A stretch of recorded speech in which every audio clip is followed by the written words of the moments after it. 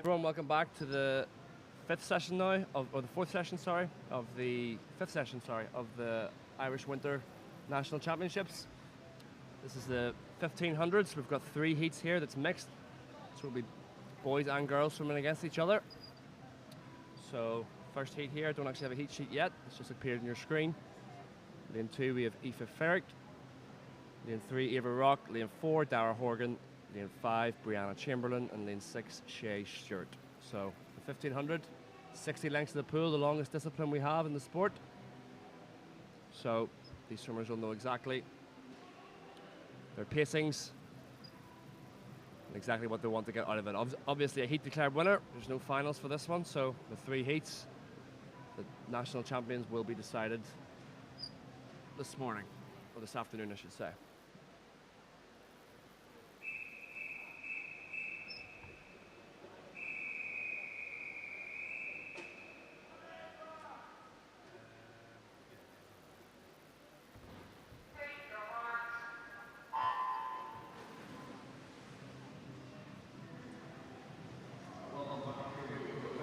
Swimmers in the water now, setting up their strokes nicely. So you expect the male swimmer, Dara Horgan, to win this one. But again, it's 60 lengths, so all these swimmers are going to have to swim their own race, set into their rhythm really, really early. Of course, the first sort of 50, 100 meters is always faster. And then they want to just set into like a pacing where they're sort of repping all the same time, so you should be able to see the splits on the screen. So, you know, they'll know exactly, the coaches here, there's not too many left in the stands. They'll know exactly what pacings they need to do for 1500 swimmers. Really, really long training, so they'll be doing considerably more meters than their counterparts who maybe swim at 200s or 100s. So very early on, they're going to want to settle in here and keep going. So yeah, Gruden event, first 100, just 1400 to go.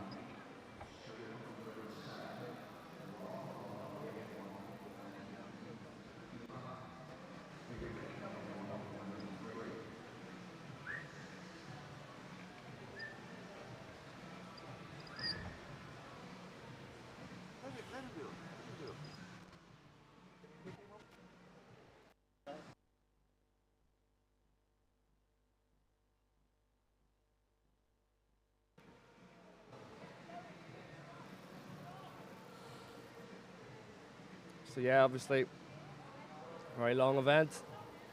Obviously, we had Daniel Wiffen yesterday in the 800 freestyle. Got that European record. Obviously, he set that crazy time of 14:14 last week at the Scottish Championships. He's opted to not do this one, but do the 400 tomorrow. So that leaves an opening for the rest of the field to take a national title.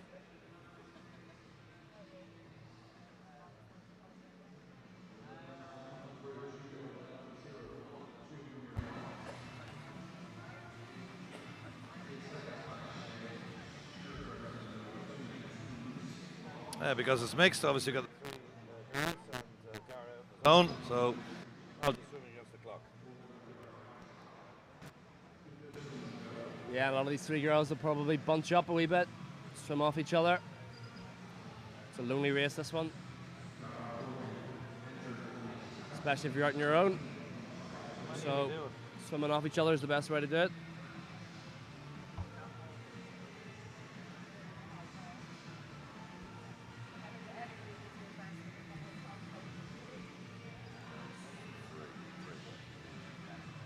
So, the swimmers at the far end, you probably see just to the right of your shot there, there's a board of numbers where the officials will change and it'll show the swimmers exactly how many lengths they have left, because you can't expect these swimmers to count exactly. You know, you'd be focusing on rates, times, turns, certain aspects of the technical stroke, so you might see out of your shot. Some of the swimmers then will just have a quick look up coming into the turn, just to sort of keep checking how many lengths they have left. So I'm sure that board goes down very slowly when you're doing a 1500.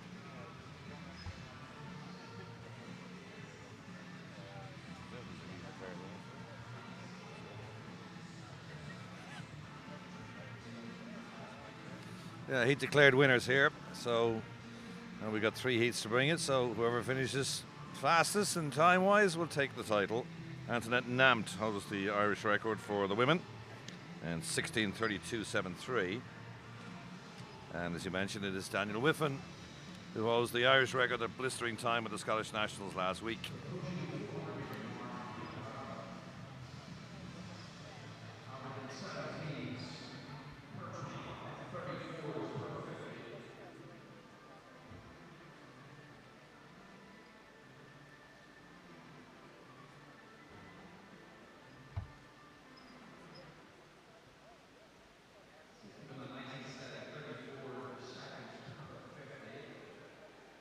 Shay Shirt, the leading female in this one of Nova.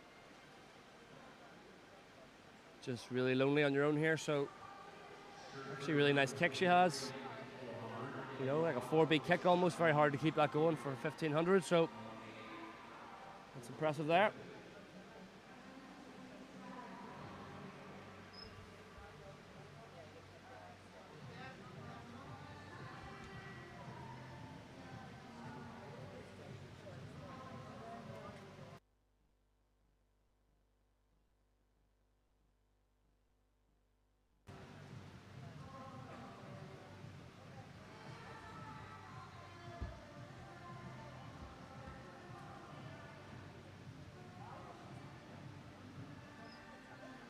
So really happy to be joined by head coach of New Ross, Fran Ronan.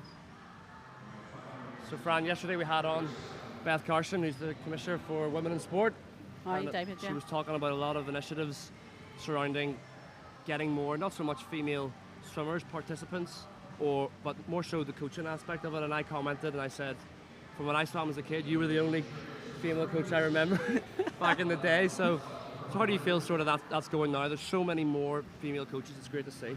Yeah, I mean, one thing when I came over from GB 15 years ago now, it was very male dominated, and here there seem to be more females, but I think that's actually improved massively over the last number of years, and I think that's a lot to do with females being more confident, more volunteers coming through the club system, and also the fact that we're following Grace's example, in fact that having a female coach get an Olympian, I think is an absolute massive achievement. So you've got to recognise that, and I think when females are recognised, then they're seen to be wanted within the sport, and that goes for any sport, whether that be swimming or anything. There is a very big increase in females being very, very prominent, and obviously if I was thinking in swimming, we all look at Mel Marshall. Yeah, of course, Adam Peaty's coach. Adam Peaty's coach. So these are the sort of things that people are looking, and I think firstly we're coaches. Number one, we're coaches, and you know, yes, we work in lots of ways in our workplace and in swimming with, you know, a male environment, which is fine.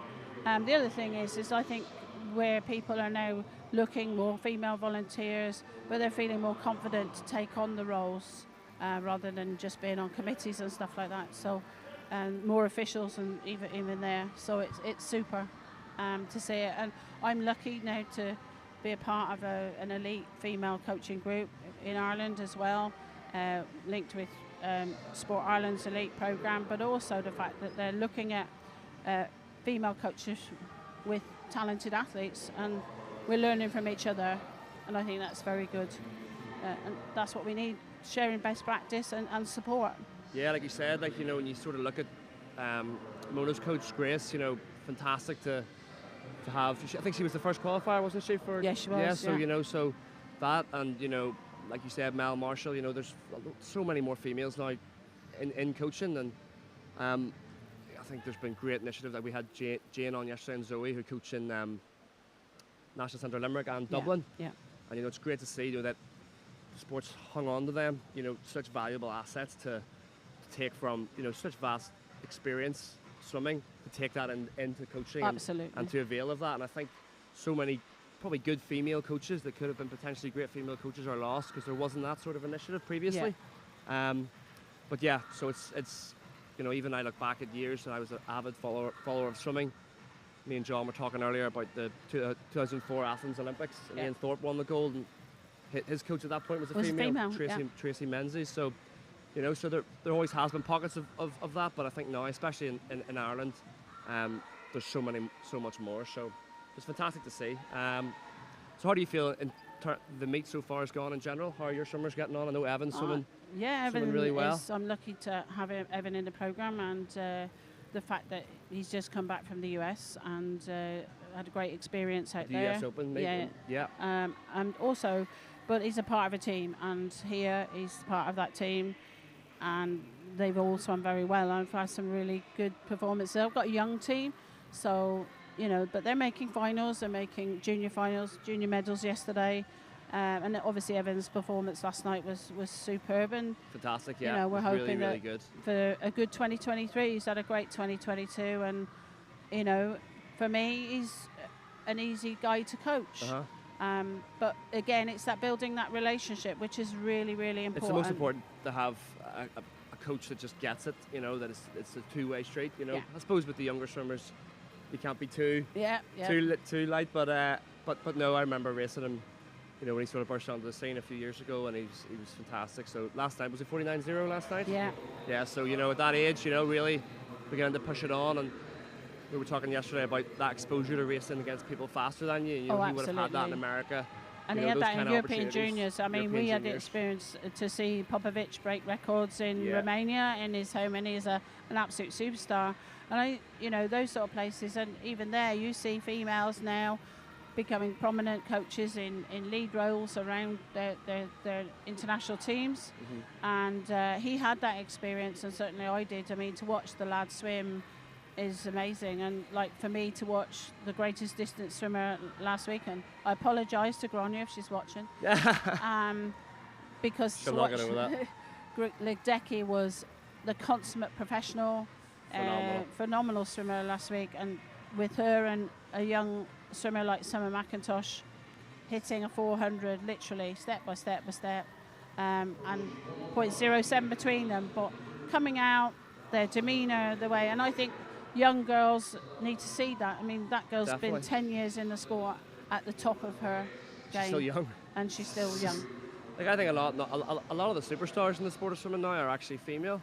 Like, you look at Emma McKeon. Well, absolutely. The best swimmer in the world at the minute.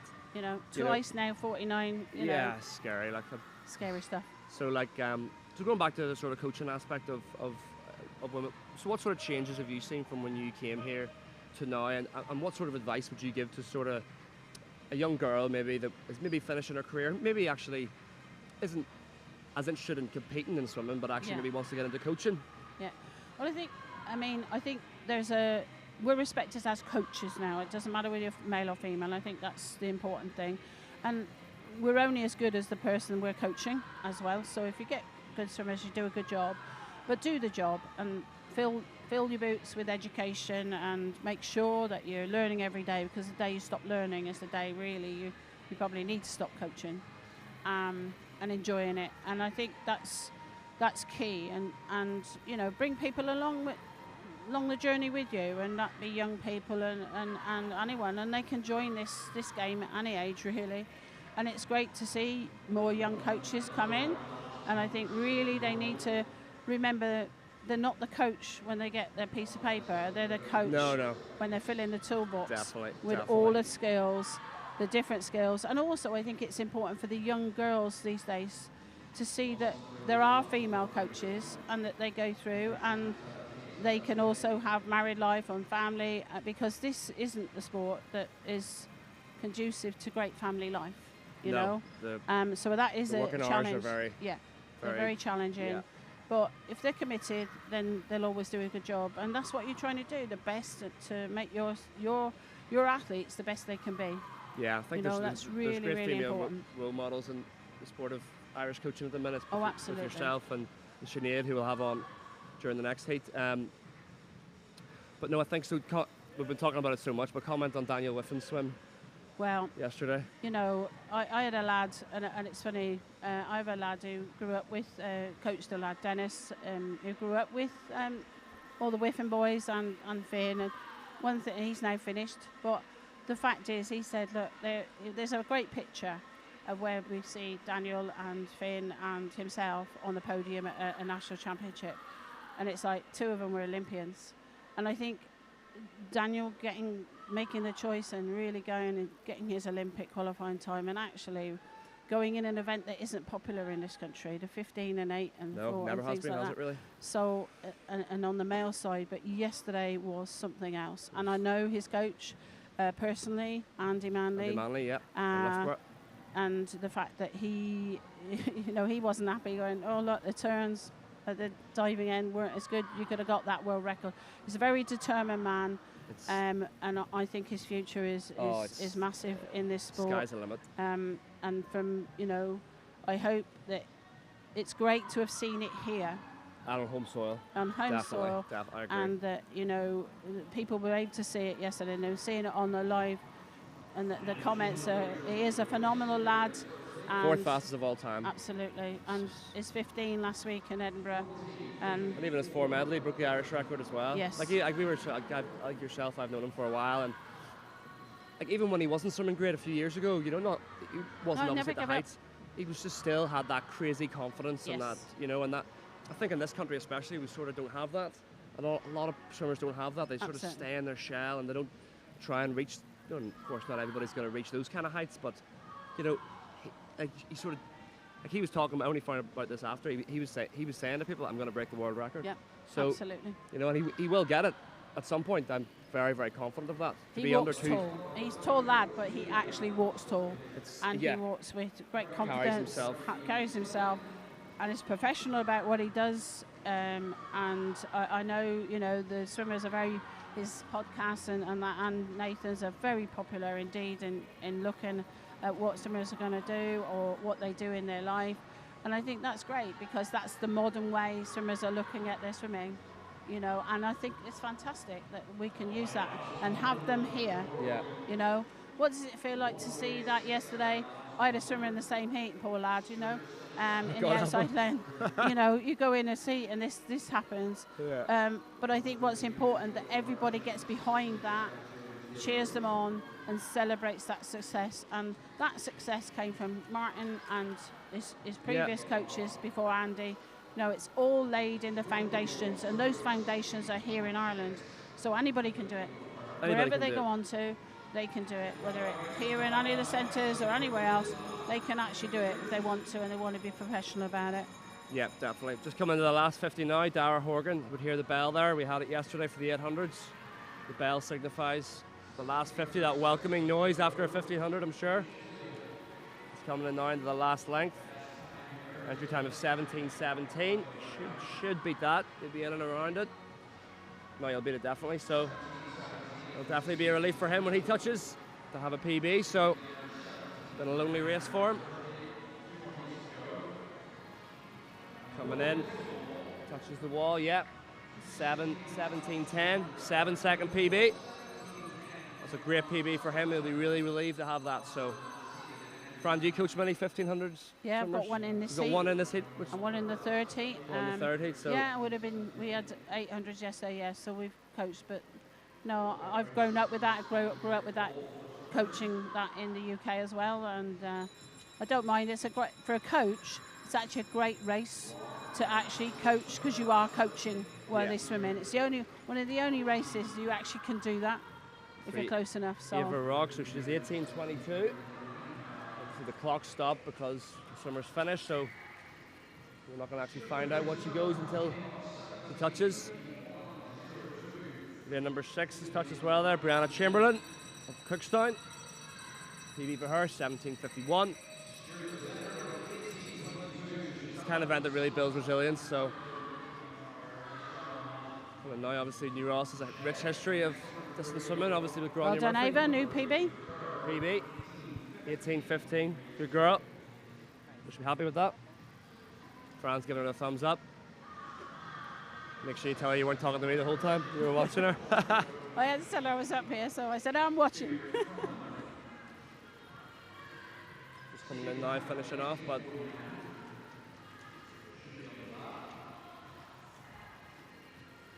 great to see so many heats So of many- the 15 and the 8 over these championships. After COVID, I think it's the hardest race to get back into, to get back definitely. into. So And hopefully now the girls go here.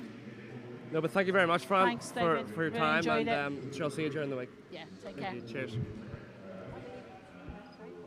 Okay, so moving on to heat 2 now. It's 1500. All females here in this one. Before going into the last heat, which will be all male. So the swimmers will have waited all day for this one.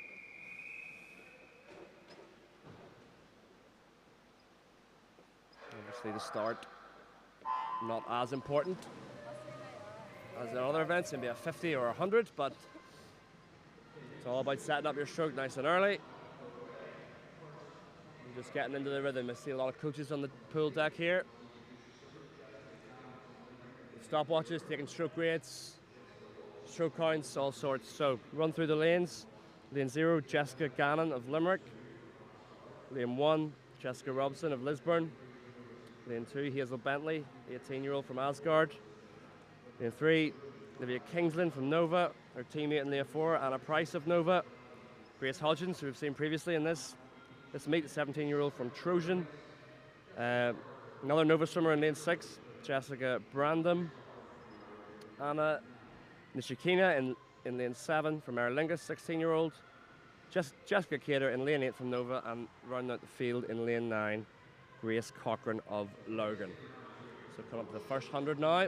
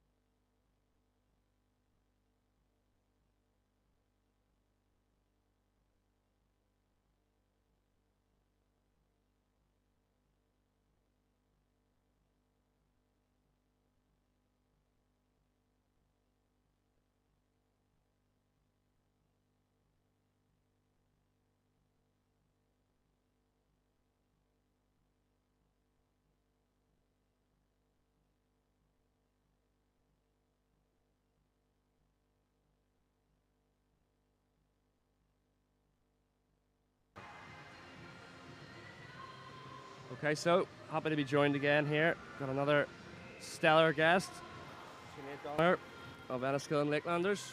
Sinead, happy to have you on. How are you? Good, how are you doing? Very good, very good. So, just talking to Fran Ronan there. How long have you known Fran? Well, I suppose we've known of Fran for quite a while, but I suppose it's just the last few years that we've been able to pick her brain and get to know her, you know, when we're going away on trips or we're at training camps and so on and so forth. So she's a lady full of knowledge in the coaching world. Yeah, I mean, I was saying, like, you know, when I was a kid, up and coming swimmer in the mid 2000s, I remember she was coaching New Ross then, and was always my favourite coach away on training camps and things like that. So great insight from her. So Sinead, talk me through sort of your involvement as a coach in swimming in Ireland, and what sort of differences have you seen, you know, especially down now, we're in 2022 now, the world's a very different place, especially with women in sport. Yeah, well, first of all, I think the investment that Sport Ireland made in the coaching world for women has been phenomenal. They've, I know quite a few girls that I know has gone on and done their coaching courses through the funding that was made available, which is fantastic, because, you know, I suppose a lot of the younger ones heading off to college or in their 5th year leaving cert, they wouldn't have the funding or the finances to do it.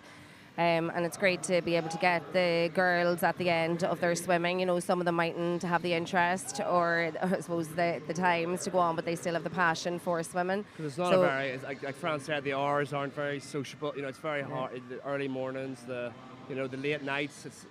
It's not maybe the most attractive kind of pursuit for people, is it? Yeah, well, listen, you know yourself. Yeah, it's even though you might have one day off a week, it's still a 7-day week. Especially with meets like this, you know, you give up your weekends and things like that, and coach. You know, a lot of coaches don't get paid extra for galas and things like that. But but no, it's so yeah. Like I said, like sort of talk me through your involvement in swimming, coaching, and sort of what you've sort of made of it. Well, I suppose I started when I returned home from the States, and I got back into coaching when I returned to Ballyshannon, and I suppose we built the club on that end of it, and I've stayed in coaching. I got involved even in Special Olympics coaching, and I suppose through my work as well.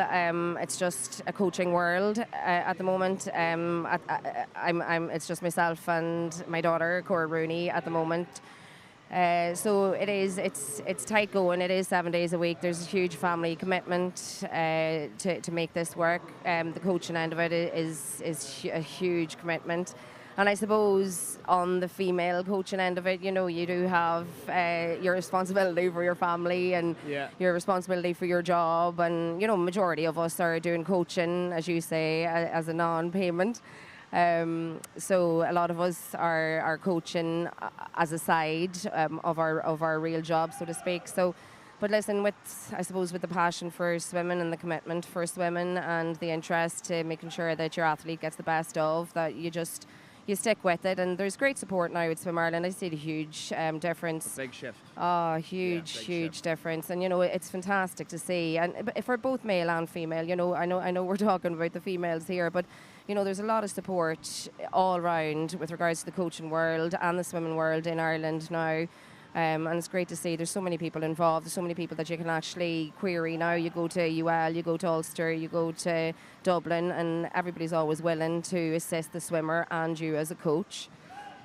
So there's huge shift, as you say, in the swimming world, you know, and it's great to see. Like I remember when I was growing up, you know, just not to put anybody down when I was growing up as a swimmer, but it's on a different level now in terms of the support system, whether that's. Do you know, even you know, to expand on it, even the scholarship system now for swimming, you know, I seen you know, my son's involved in the GA, you know, and I see huge money. You see huge money thrown out on that end of it, you know, and it is great to see the swimming world coming up now. You know, like there's scholarships now being made available for Queen's and for Jordanstown, for UL, for DCU, and TDU as well. So, you know, that's amazing for parents, first parents, to be able to link in with that, and it's a drive for swimmers now to actually stay within the sport, that there is a possibility of a scholarship for college. Like at the end of the day, swimming doesn't make much money unless you're one of the big dogs. But you know, it's part of the reason that I went away. You know, in 2012, so 10 years ago now, because I wanted to have swim and also get a good degree. So I think offering that here is vital. Offer a sort of conjunction with swimming and getting your education is key, because especially not the swimmers might just want to swim and not do uni, but the parents know damn well that down the line it's not going to bring home the bucks. But, and you know, you want minimum travel as possible between the pool and university as well, and schooling. You know, I mean, I suppose that's the biggest downfall in Ireland. You know, where some of us are stuck in the sticks, and then you have the national centres that are 2 and 3 hours away. So when it comes to college time, at least that's a carrot for them. You know, that they're close to on site. You know, if they get a scholarship, which is highly likely for our swimmers now, you know. So I think that end of it is brilliant, because there's a lot of the American universities that's trying to grab the Irish swimmers now as well. So you know, so it's nice to, even the English unis, so at least we are trying to get hold of our swimmers and trying to make a change on that context of it as well, you know, as well as keeping the females involved in the coaching. Yes, definitely. Sinead, we'll come back to you in a wee moment. We're just a wee update on the 1500 here. So lane number 5 is withdrawn here for, I think, Grace Hutchins. Looks like some kind of medical issue. I don't know if it's physical but she stopped there about 100 metres ago, so hopefully she's okay. I think she's up walking, so that's all fine. Hopefully Grace is okay. To be honest, I don't blame her stopping early. 1500 is brutal. But we update still. So lane 4 looks to be in the lead, and a Price of Nova. Obviously, they're very bunched up, lanes 0, 1 and 2 as well. But yeah, these swimmers now, you know, it's a very lonely event. Fran was talking earlier about, you know, it's a very good event to coach. You know, it was the complete opposite of the event I did. I was a sprinter. So, you know, it's very much about getting into your rhythm. Like I said in the last heat, getting into your rhythm and just almost like a metronome, ticking over each 50 the same as the last.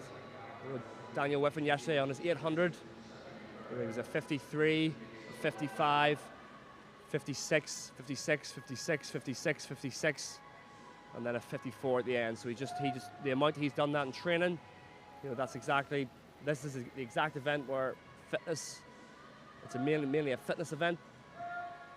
So these are the fittest athletes we have here at the Irish Winter National Championships. So coming up now, they've got about 25 lengths to go or so. But all doing really, really well. Hard to do this on your own, really, really hard. So our leader still out in front, Anna Priest. So Sinead, have you got much experience coaching these distance events, and how sort of what difference is there in coaching not only the physical aspect of coaching a distance swimmer, but also the mental approach to the race? No, I haven't coached a distance event. It's a tough graft, really. You know, you're up on 6 to 8K a session, so it's such a hard graft for them, and it's mental torture, really, isn't it? Yeah. I'm more of a sprint coach. Yeah. Max 200, my swimmers have gone, so. You know, God, take your hats off to them. You know, but I just seen Pearl Grace getting out there on the 1500. It's tough on her. You know, we talk Especially about she had built scholarships. up to it, you know, and then, you know, to come at this time, Yeah, and, you know, all the other swimmers are home resting at the minute for the finals, and you've got to come here, whether you swam in the morning, you're still here all day to post that time. So hopefully she's okay. But yeah, she's an amazing swimmer, amazing athlete as well. You know, and you know, we said before about the commitment that you have to make to swimming as opposed to a lot of other sports. You know, you're training 9 to 12 sessions a week, be it in the water, be it on land, and then you've your studies, you've your schooling, you've your travel, you've everything on top of this. You know, and I think a lot of people, kids, isn't yeah, it's a lot, and you know, a lot of people don't, a lot of even their friends don't realise the commitment. You know, you're up at 4:30 or 5 on cold mornings, and you're in the water before anybody opens their eyes in the morning, and you know, you crazy. get your nutrition right, Yeah. get everything right, and just make sure everything's top notch. You know, so it's huge. So hopefully, Grace is okay there. so what sort of, like, you know, so sort of laddering off from that question, it was like the mental approach to so more. Let's talk about just, I suppose, with more sprint events up to 50, 100, 200. You know, how important do you feel that mental approach is to the sport? You know, nowadays, like when I was younger swimming, there wasn't too much talk about the psychology of it. You know, it was there, and it was sort of, I suppose, you know, the best swimmers had it was a strong mind. But nowadays, it's really apparent. There's sports psychology, and, you know, being able to manage your emotions not only on race day, but also like during training, because it's a lonely world training for 16, 12-week cycles, all for what? Well, these guys for 17 minutes, but 18 minutes. But if you're a sprinter, it's what, under a minute? Yeah. So like, what role do you think sports psychology plays at the minute? It's huge, isn't it? You know, just even on my swimmer end, my end of it, you know, I'd be talking to Cora quite a bit on the psychology end of it. Funny enough, it's her choice for uni now. Oh, she wants to do sports psychology? Yeah, very, she wants to section off into that, and you know, maybe it's just hey, herself. As a swimmer, that's a perfect. But sure, that's it. she'll You know, know, it was kind of an easy write on her UCAS form, but. You know, we'd say the likes of her, even, you know, she's training on her own all the time. It's just me, her, and the clock, and the water, obviously. And then just race preparation. It's a mental game, you know. If you keep your swimmer's head right, you know, keep them tuned in. You know, You two must have a great relationship. yeah, no, we do. Listen, She's making a face at me there for those of you who can't see. She could probably kill me sometimes because I'm always going on about the preparation and the nutrition and the psychology end of it. But you know what?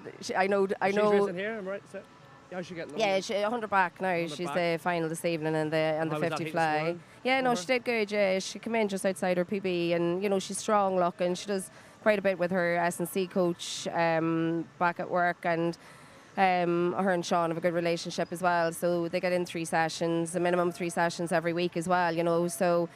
Great.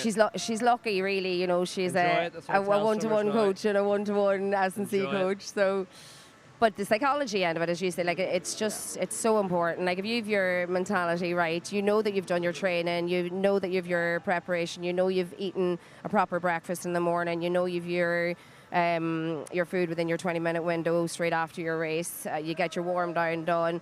Like there's really so much. Like when you actually do narrow it down, as you've often done, like there's so much involved in just one race. You know, for under 1 minute. You know, crazy. Like, and I think the way I viewed it in my career was if you just dial in all those things, whether it's nutrition, the sleep, the physical aspects of it, and you just go and swim, well, hey, if you don't swim well enough, well, you've done everything right. Yeah. You put yourself in the best possible position 100%. to swim fast. So yeah. I think, nowadays, someone's a very time-restricted sport. You're so focused on time, you almost forget to enjoy yourselves. Yeah, And looking at a lot of these young swimmers, they're dying to just Perform. improve so Yeah, much now. And yeah. like I said earlier, swimming's not linear. Yeah, and plus right. they have to enjoy that 200ths of a second PB and that 400ths of a second PB, because that's what matters. You don't go in and take 2 seconds off right off the bat. The younger swimmers, we all, even as coaches, we all have to understand, like, 100th of a second is better than what it was a week ago. Yeah. So I didn't it's PB the last 4 years of my career. I didn't get better. yeah. Didn't even. So my PBs are all from 2018. So Yeah. so it's. Yeah. I tell every young kid if they come to me, oh, I only PB'd by 0.5. I'm like, take it. Yeah, Take yeah, it, and you but- see, they need to hear from the likes of you, because you've been there, you've done that. It's us coaches, like, we can say what they want to hear, but you see the likes of you, that's who they look up to, because you've been there, you've done that, you've had the experience, you've had the international experience. You've had all that. Like, I even seen, we were in Rotterdam there with some of the Irish swimmers there a couple of weeks ago when the other guys were in the US, and the learning that they took from there as well. They had to get to their beds on time. You don't mess about with that. You have to have your breakfast in the morning. You don't mess about with that. You get in and you be positive and confident with each other as well, and cheer each other on, and it makes a whole difference in that team environment. Even watching the way that other swimmers prepare just in their land warm up, and how the coaches relate to them, and it's all learning, continuous learning. And that's where Irish Swim Ireland, the likes of John Rudd and his team, they've brought it to a different level. Now they're bringing these swimmers outside of Ireland, and the swimmers are learning from it. Yeah, no, definitely. So coming to this last length here, you might have heard the bell there on the stream, but it's lane 4. And a priest coming in here. Clock's currently at a 16:21. She's entered on a 16:28, so she's got a PB there by 2 seconds. The PB's a PB, as Sinead said there. It's only 2 seconds over 1500, but she'll be very happy with that. So the rest of the swimmers coming in to finish now. She's very, very clear of the field. She's got a long wait now to chill out before the rest finish. Second place there, lane 3, her Nova teammate, Olivia Kingsland. Entered on a 16:52. She's 1 second outside her best. And in third, Nova again, lane 6, Jessica Brandom. So all these girls will be, obviously, none of those 3 eligible for the Irish national title, as they're foreign swimmers. So we'll see which Irish national swimmer is going to come through here. Very tough event to do this on your own. There's not many in the stands. A lot have gone home to rest for finals tonight. So coming in here, lane in 0 there, finishing as well. So coming to the end now, before we start the next heat of men. So Jessica Gannon of Limerick was in 4th. I think she is the fastest Irish, so she'll take the Irish national title. Finishing up now before we start the men's. But no, Sinead, I want to thank you so much for coming on. Thanks so much, Dave. You're doing a mighty job. Thank you. Welcome to the radio world. Yeah. Thanks a million. Different. See you soon. Thank you.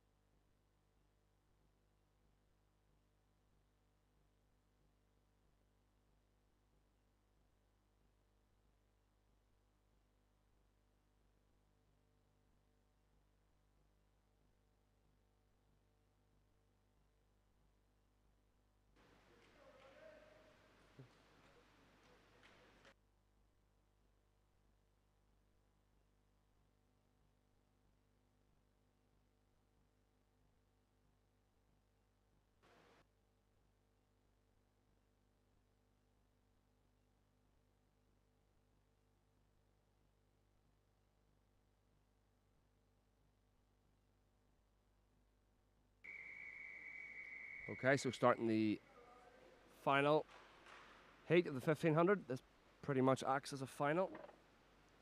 All male.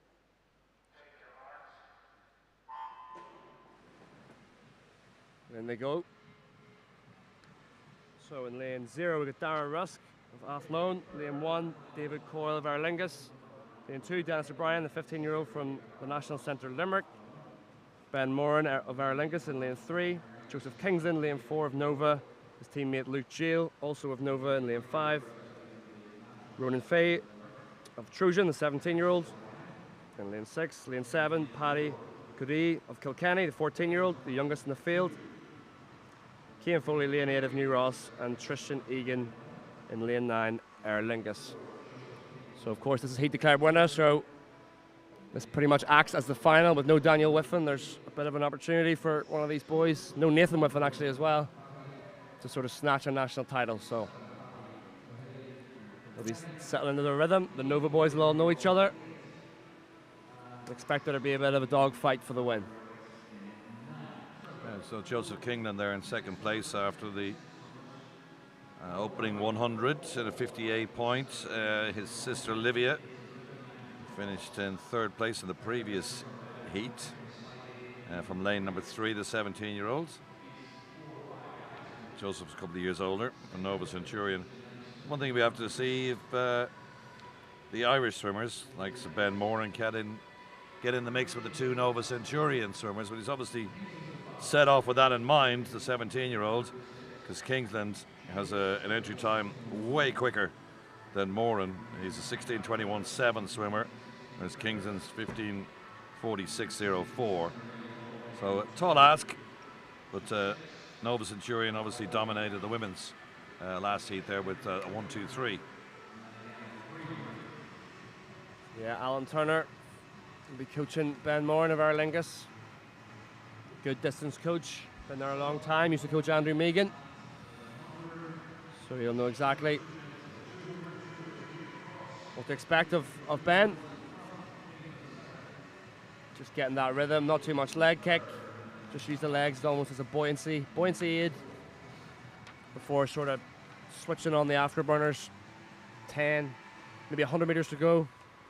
Switch to the anaerobic system and really put the hammer down. So expect them all to be pretty close for the majority of this race, because as soon as one of them goes, then the rest will have a decision to make whether or not they go with them.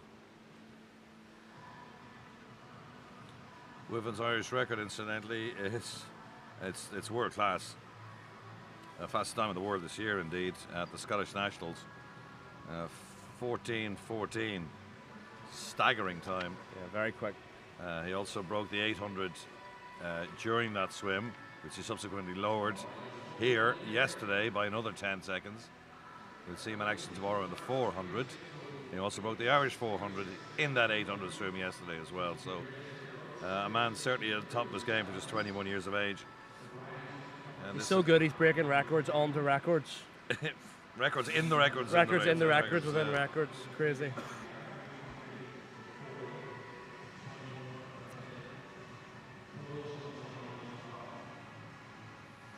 Looking forward to the finals this evening, 5 o'clock. If you'd like to join us, we've got a host of A, B and C finals to bring you.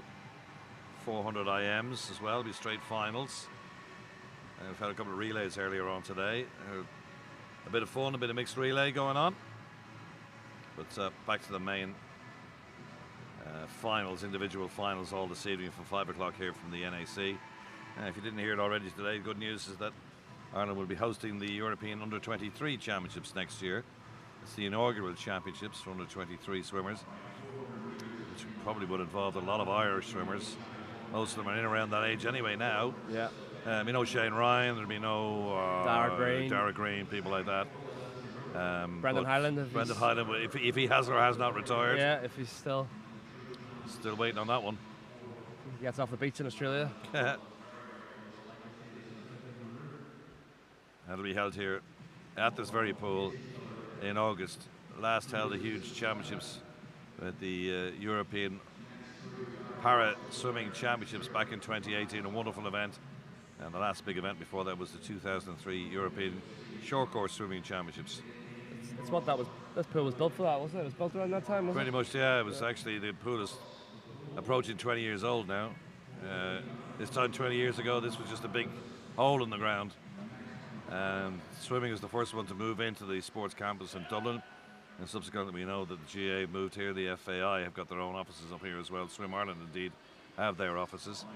Lots of velodrome is on the horizon, hopefully. We've massive indoor arenas here for athletics. Is fantastic, isn't it? It's fantastic. You can actually take that down and go show jumping in that arena inside. There's a wonderful facility. But swimming was the very first one out here. And it was just basically in the middle of nowhere in a field. It has subsequently been built around. New owners have come and gone, or owners have come and gone. This is the present incarnation. Done a fantastic job with this place. Now back open in all facilities after COVID. In fact, swimming was one of the first to go back training, publicly training, during COVID. We were here in the middle of 2020 when they tentatively got back into the pool to do some training.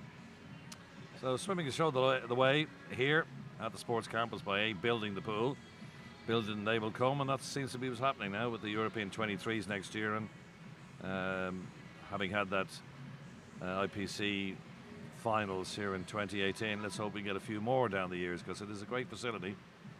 50-metre pool, you can see we can use, because we're using 25 today, this is short course, but you can see the other end of the pool. The right hand side there is just kind of a warm down area with a boon in the middle, and then to the left hand side, it's where the swimmers walk on, but they can all be replaced. The boon drops down to the middle, and we convert it to a 50-metre pool. Yeah, phenomenal facility. Good to have international events here. You raise a bit of international awareness that this is a great setup. We've had some great teams come over. John, you said yesterday about the American teams coming over every few years here. Yeah, I got some of the juniors have come from for our open meets. I remember there was a junior came, a swimmer called Kevin Cortez. He was kind of an unknown sort of swimmer at the time, but he's went on to become an Olympic gold medalist. Yep. So, great to see the 23s next year. And it'll be good because there'll be a lot of those swimmers who'll be at World Championships and they'll come home and swim that, so they'll be all on form for that as well.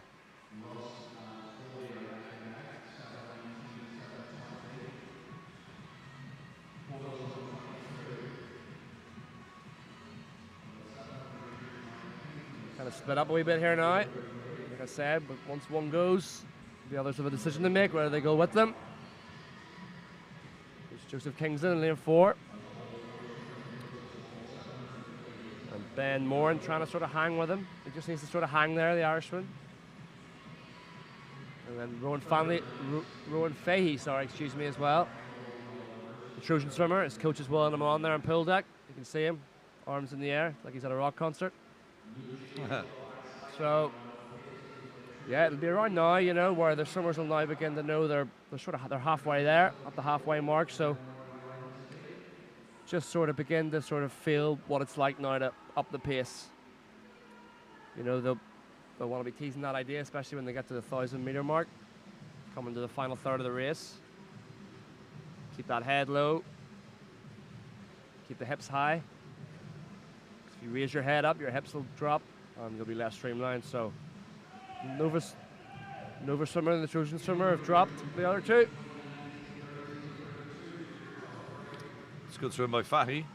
Just above him now in lane number 3, tracking the leader at the moment.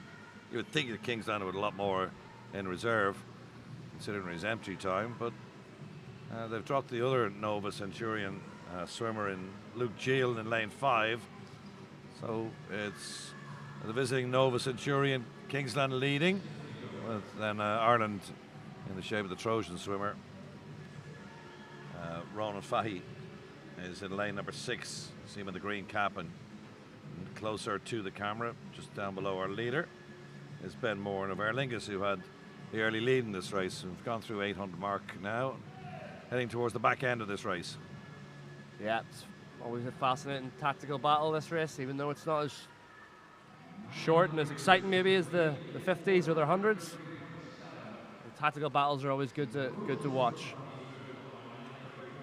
I remember in 2008, Beijing Olympic final, Grant Hackett was the favourite. He led the whole way. And then a Tunisian, Osama Malouli, just sort of came from nowhere. Last sort of 200 meters, just sort of crept up on his shoulder and ended up winning.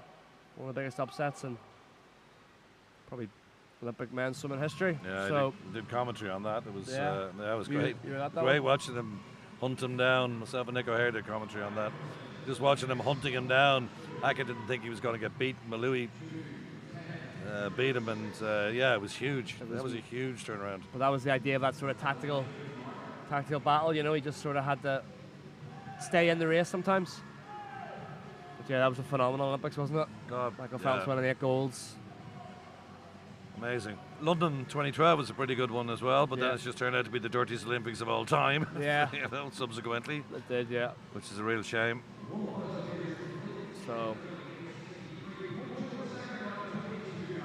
yeah, it's a shame, isn't it? Tokyo, those stadiums for Tokyo, John, didn't get to see the full capacity because of COVID.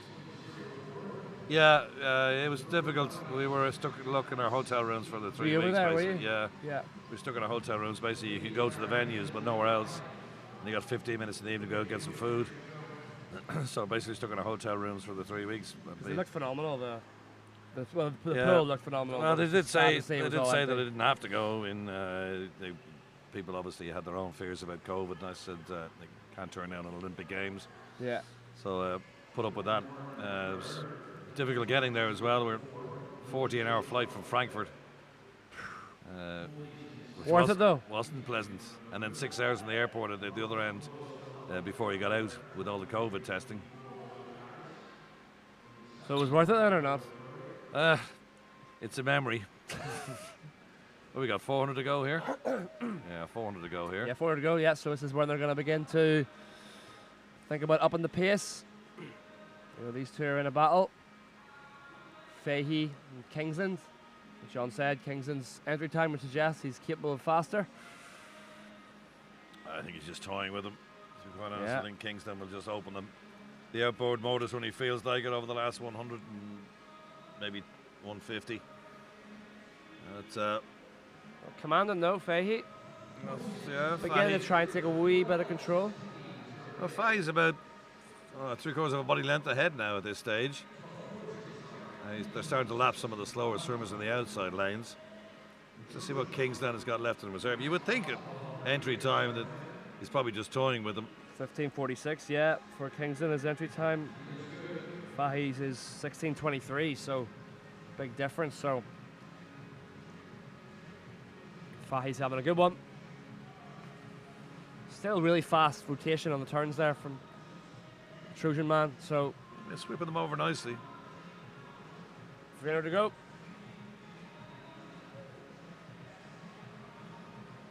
Kingston just lengthened the stroke a little bit there. Yeah, legs beginning to go a little bit too. Yeah.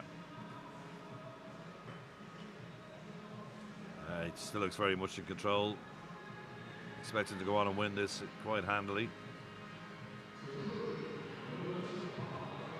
Third position at the minute, I think, is that lane 3. Ben Moran is sort of he's left the other Nova swimmer, so Yeah, he's in contention for bronze. yeah. Of course, Fahey's going to win the Irish title, but he also doesn't want to let the Nova swimmer have the commemorative one either.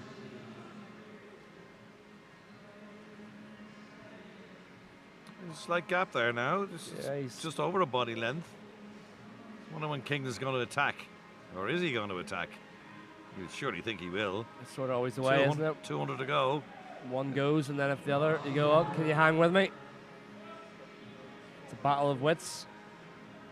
He's using the legs a little bit more Kingston now than Fahey above him.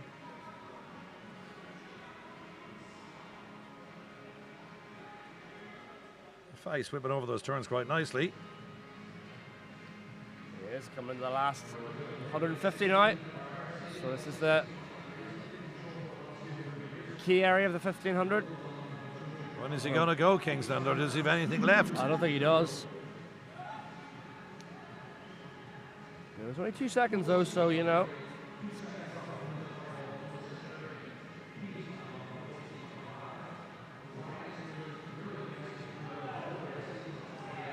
Coming in now, they're gonna. If Kingston's gonna do anything, he's got to do it now. trying to go to his legs. See, his hats came off there. Just noticed that now. Last 100, and he's dropped off a little. It's now 2 body lengths Yeah, I between think Ronan Fahey, the chosen man. and he's a better split time there of a 32 low compared to our fastest entry time man. So does Kingsland have anything left in the body? I tell you what, Fahey's been working on his turns. They're really, really good. He's dropping Kingsland. This is a surprise. Yeah, well, you got 59 turns, He's don't not you? going to catch him. He's not. He's not going to catch him away. at all. Wasn't expecting this. I was expecting that the Nova Centurion swimmers would blitz the men's and the women's. Ronan Fahey, though, is going to take the gold medal. And a very good swim from him with 25 to go. Yeah, he's going to definitely break his own record here, his own PB. So, going to the legs now. Great swim from him. He'll be relieved, put the head down. Great energy at the end. Under 16 minutes for the first time. Well done. Great. 15:56.82 for Fahey. Kingsland second, 16:01. Not a great swim from him. And Dennis O'Brien came out of nowhere from lane 2 of National Centre Limerick. Sub 30-second split there, Ronan Fahey in the last. Yeah, really 50, good. it was you good. Saw it, you saw it, didn't you? Yeah. The kick. Solid. First time under 16, there you go. Kingsland's capable of faster. He's 15 seconds faster. But Fahey, in fairness to him, he can only beat what's in front of him. Yeah. And there was nobody in front of him. He wins in 15:56.82.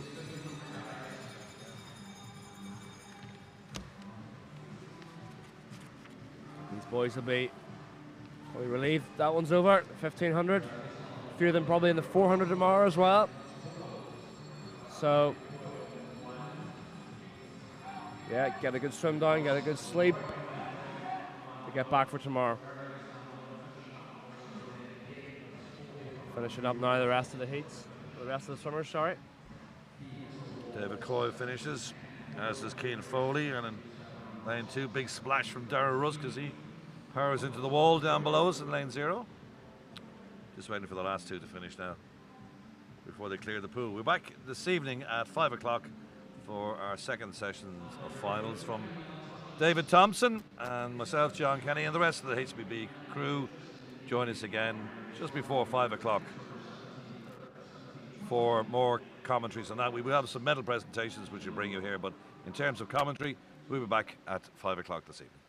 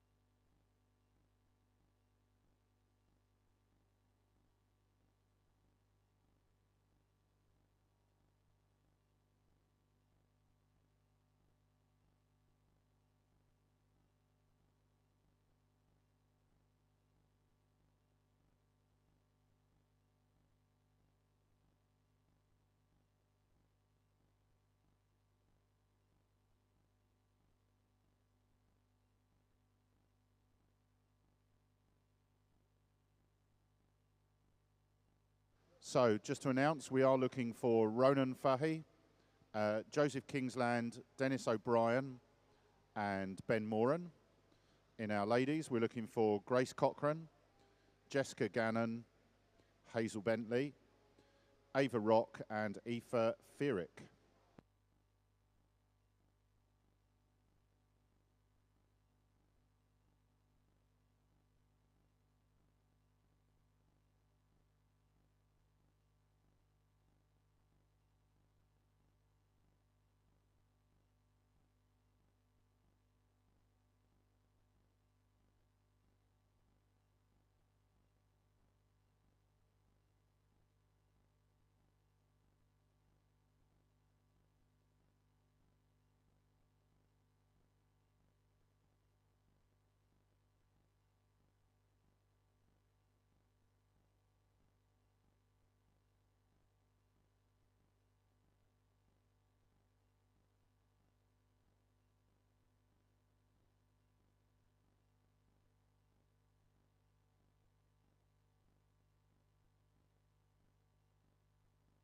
So could we have Ronan Fahy of Trojan, Joseph Kingsland, Nova Centurion, Dennis O'Brien, National Centre Limerick, Ben Moran, Aer Lingus, also Grace Cochrane of Lurgan, Jessica Gannon of Limerick, Hazel Bentley Asgard, Ava Rock New Ross, and Aoife Fearick Limerick.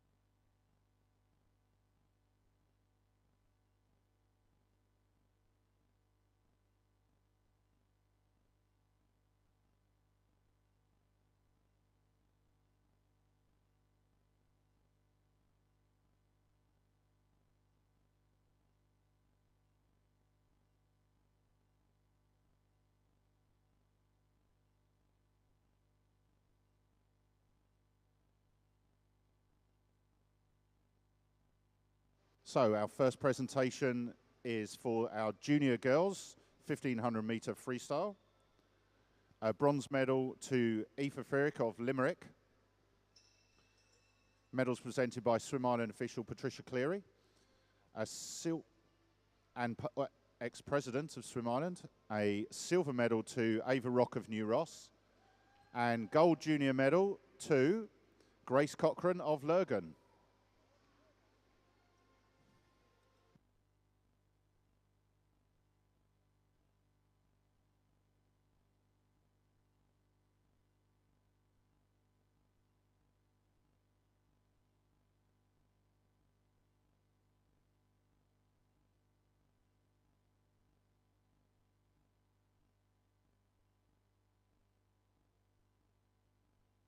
A special presentation to Hazel Bentley on her 18th birthday.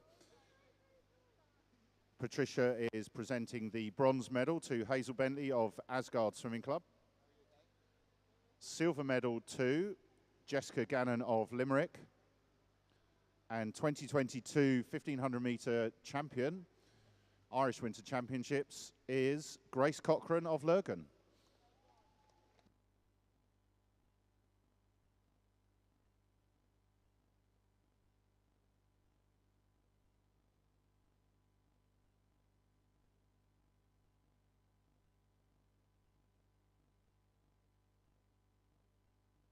It just remains to present medals to our men's 1500 metre freestyle.